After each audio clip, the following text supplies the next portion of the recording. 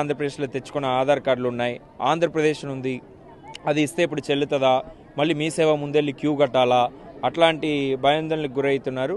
అలాంటిది ఏం అవసరం లేదు. మీది ఏ ఆధార్ కార్డు ఉందో, ఏ రేషన్ కార్డు ఉందో అది సబ్మిట్ చేస్తే చాలు. ఎందుకంటే అప్పుడు తీసుకున్న వాళ్ళన్నీ ఆంధ్రప్రదేశ్లో ఉంటుంది, ఇప్పుడు అది తెలంగాణ అయిపోయింది, అది అందరికీ తెలిసినదే. అది మనం వెరిఫై చేసుకుంటాం, ఏమి ఇబ్బంది లేదు. సో అట్లానే కొన్ని దగ్గర గ్రామ పంచాయతీలు కూడా కొత్తగా అయి ఉంటాయి, పాత గ్రామ పంచాయతీ పేరు ఉందని. అట్లాంటిది మీరు ఎలాంటి ఆలోచన చేయనక్కర్లే.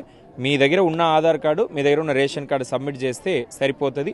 ఇన్కమ్ సర్టిఫికేటు, కమ్యూనిటీ సర్టిఫికేట్ అలాంటిది మనం ఈ స్టేజ్లో అడగట్లేదు, అందులోనే అడుగుతున్నాం. మీ ఆదాయం ఎంత, కులం ఎంతను మనం అడుగుతున్నాం, కానీ సర్టిఫికేట్స్ అడగట్లేదు. సో అది దానికి కూడా ఎక్కడ కూడా ఇన్కమ్ సర్టిఫికేట్కి క్యూ కట్టడం అలాంటిది అవసరం లేదు. సో మీరు ఫస్ట్ అప్లికేషన్ ఇచ్చేసేయండి, డేటాబేస్లో ఎంటర్ చేస్తాం.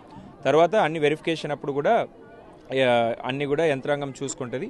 మీరు ఎలాంటి ఇది చేయడానికి అవసరం లేదని ప్రజల్ని కోరుతా ఉన్నాను. ఈ స్వర్ణ అవకాశాన్ని మీరు అందరూ కూడా వినియోగించుకొని దరఖాస్తుల్ని సమర్పించవలసిందిగా కోరుతున్నాను.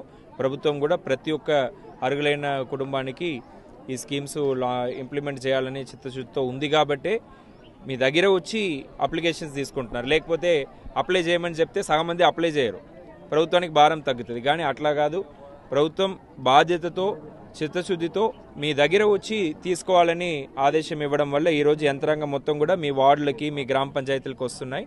ఈ అవకాశాన్ని మీరు సద్వినియోగం చేసుకోవాలని కోరుతున్నాను.